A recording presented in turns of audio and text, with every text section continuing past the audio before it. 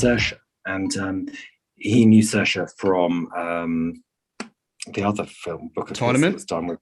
Is it Yeah, tournament? thank you, Tom. Yeah. Thank you so much. Yeah, Yeah. When she was really young, and they sort of really hit it off. And she'd always said that she wanted to play this part, and we met, and I absolutely loved her at first sight. She's a brilliant person as well as being a fantastic actor. And then she sort of committed. And then, as you know, once you get your script actor and director, or your sort of magic triangle to start getting finance, and from there it all sort of flowed. And she was brilliant because she was busy doing lots of things, but she absolutely sort of ring-fenced a time where this could be done. Oh, wow. Quite a long way ahead, sort of thing, and committed. And so that's how it all sort of started to pull together. And so you work with Saoirse Ronan and Billy Howle, and I wonder how that was, especially on your first project, your first film, working with two actors of that caliber. How was that?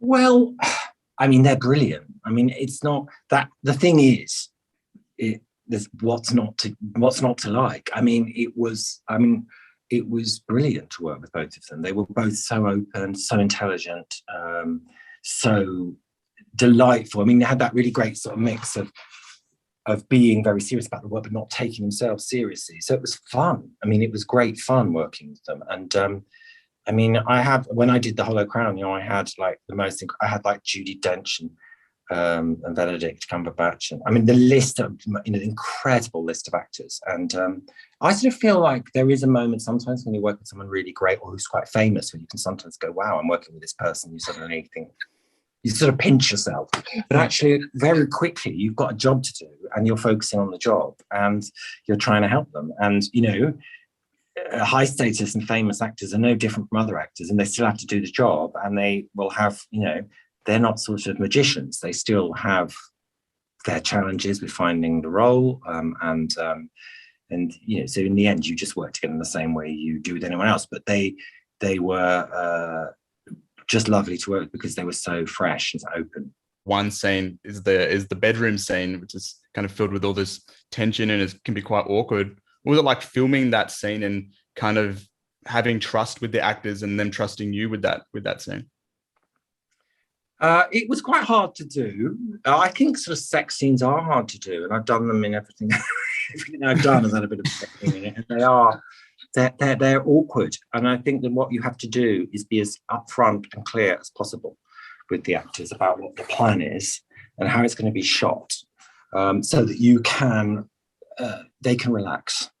I think it's not responsible. I think sometimes people, because they feel anxious, I know we now have this thing of intimacy coordinators, which is probably actually a very good idea. I've not worked with them, but I do think it's a good idea.